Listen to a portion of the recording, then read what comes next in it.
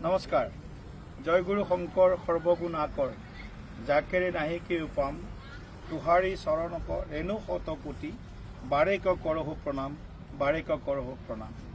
আমি এতিয়া উপস্থিত আছোঁ জগতগুৰু শ্ৰীমন্ত শংকৰদেৱ গুৰুজনাৰ পবিত্ৰ জন্মস্থান বৰদোৱা ক্ষেত্ৰত। আৰু অসম চৰকাৰ মাননীয় মুখ্যমন্ত্ৰী ডক্টৰ হিমন্ত বিশ্ব শৰ্মা ডাঙৰীয়াৰ উদ্যোগত এই পবিত্ৰ ক্ষেত্ৰত নতুনকৈ নিৰ্মাণ হৈ আছে শ্ৰীমন্ত শংকৰদেৱ গুৰুজনাৰ আবিৰ্ভাৱ ক্ষেত্ৰ।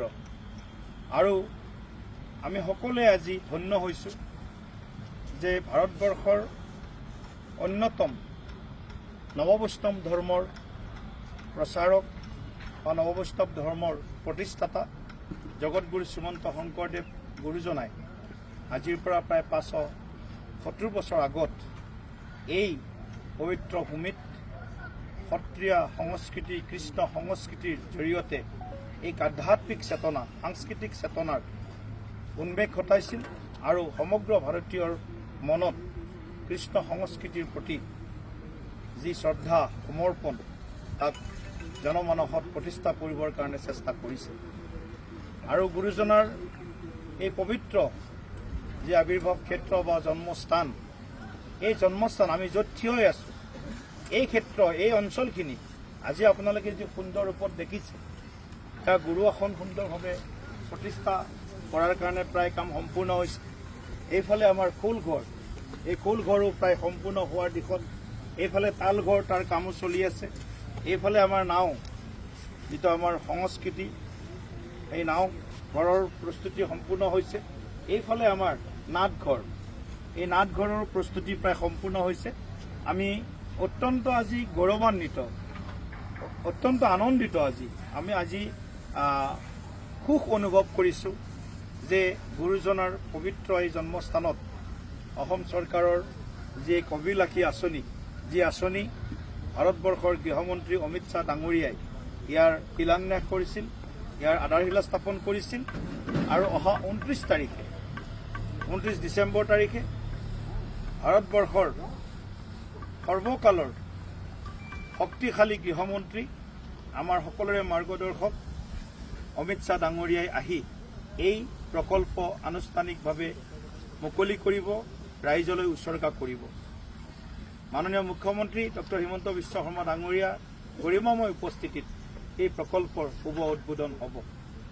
আমি অত্যন্ত আশাৰে, আগ্ৰহেৰে 29 ডিচেম্বৰৰ সেই সময়খিনিলৈকে আমি অপেক্ষা কৰিছোঁ। এটা কথা ক'বই লাগিব যে গুৰুজনাৰ জন্মস্থান এই পবিত্ৰ বৰদোৱা থানৰ আশে পাশে যি ভূমি আছিল, সেই ভূমিত সন্দেহযুক্ত মিয়া বাংলাদেশীৰ আগ্ৰাসন আছিল।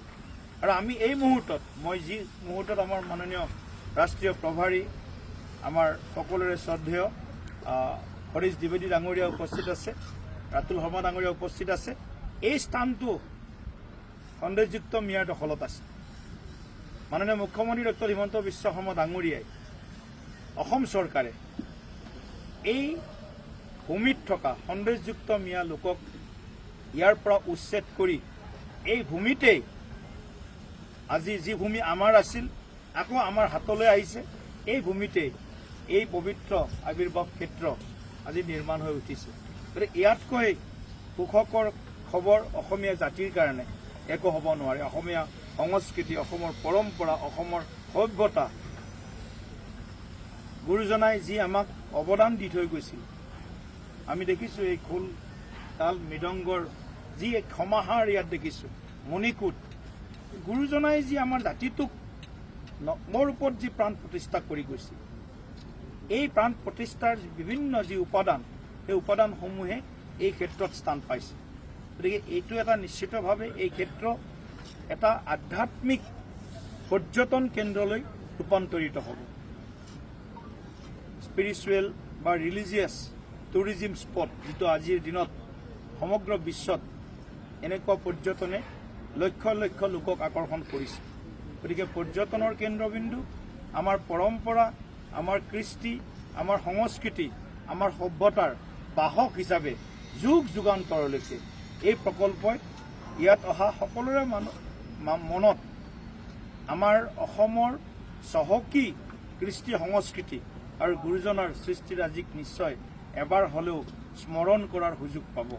গতিকে আমি সকলো সৌভাগ্যৱান যে আজি আমি এই পবিত্ৰ ক্ষেত্ৰত আমি উপস্থিত হৈছোঁ আৰু লগে লগে অহা 29 তাৰিখ ডিচেম্বৰ তাৰিখে আমাৰ মাননীয় গৃহমন্ত্ৰী ডাঙৰীয়াৰ যি কৰকমনেৰে এই পবিত্ৰ ক্ষেত্ৰ উদ্বোধন হ'ব। গতিকে সেই কাৰ্যসূচীৰ যি প্ৰস্তুতি এই প্ৰস্তুতিৰো আজি আমি বুজ লৈছোঁ আৰু নিশ্চিতভাৱে অহা 29 তাৰিখে মাননীয় গৃহমন্ত্ৰী ডাঙৰীয়াই যি ক্ষেত্ৰ গৃহমন্ত্ৰী ডাঙৰীয়াই নিজে আধাৰশিলা কৰিছিল। গতিকে বিজেপি চৰকাৰ ভাৰতীয় জনতা পাৰ্টীৰ চৰকাৰ যি কয় তাক কৰি দেখুৱায়, যি প্ৰতিশ্ৰুতি দিয়ে তাক পূৰ্ণতা ৰূপলৈ আগবঢ়াই লৈ যায়। গতিকে আমি যেনেকৈ কৈছিলোঁ তেনেকৈ আমি কাম কৰিছোঁ। ইয়াৰ আগতেও আমি নাৰায়ণপুৰৰ যি মাধৱদেৱ ক্ষেত্ৰ আছিলে, শ্ৰীমন্ত শংকৰদেৱৰ পৰম শিষ্য গুৰু মাধৱদেৱ, মাধৱদেৱ গুৰুজনাৰ স্মৃতিও যুগমীয়া কৰাৰ বাবে তেখেতৰ সৃষ্টিৰাজিকো অসম তথা বিশ্বৰ বুকুত প্ৰতিষ্ঠা কৰাৰ কাৰণে নাৰায়ণপুৰত আমি মাধৱদেৱ কলাক্ষেত্ৰ ইতিমধ্যে আমি মুকলি কৰিছোঁ আৰু আমি এই প্ৰকল্পত 222 কোটি টকা প্ৰথম, দ্বিতীয়, তৃতীয় পৰ্যায়ত ফেজ 1, ফেজ 2, ফেজ 3 তৃতীয় পৰ্যায়লৈকে 222 কোটি টকা অসম চৰকাৰে ইয়াত বিনিয়োগ কৰিছে, খৰচ কৰিছে।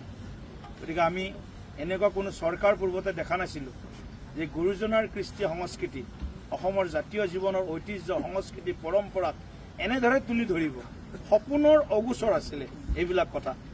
গতিকে এই গোটেই কথাবিলাকে প্ৰমাণ কৰিছে বিজেপি চৰকাৰ বিকাশৰ গতি আগবঢ়াই লৈ যোৱাৰ ক্ষেত্ৰতো যথেষ্ট উদাহৰণ প্ৰস্তুত কৰিছে, ইতিহাস সৃষ্টি কৰিছে আৰু প্ৰধানমন্ত্ৰী ডাঙৰীয়াৰ ভাষাৰে বিকাশ ভি বিৰাসত ভি, বিকাশৰ লগত কৃষ্টি, পৰম্পৰা আৰু সভ্যতাৰ সংৰক্ষণ তাকো গুৰুত্ব দিছে।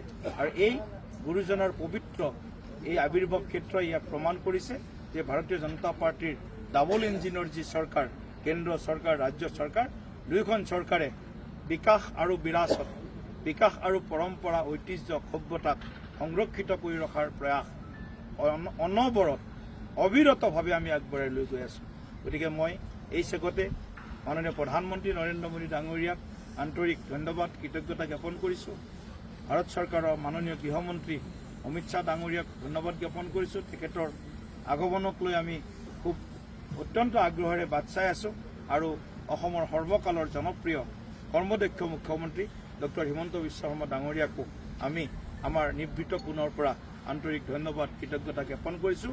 আৰু ভাৰতীয় জনতা পাৰ্টীৰ যি পৰিয়াল, বিজেপি পৰিয়াল, এই বিজেপি পৰিয়াল আমি আমাৰ অসমৰ ৰাইজৰ লগত, অসমৰ ৰাইজৰ চিন্তা, অসমৰ ৰাইজৰ যি সংকট সমস্যা, সেই সংকট সমস্যাবিলাকো আমি অনাগত দিনত পৰ্যায়ক্ৰমে এটা এটাকৈ সমাধান কৰাৰ কাৰণে আমাৰ অবিৰত প্ৰয়াস চলি আছে।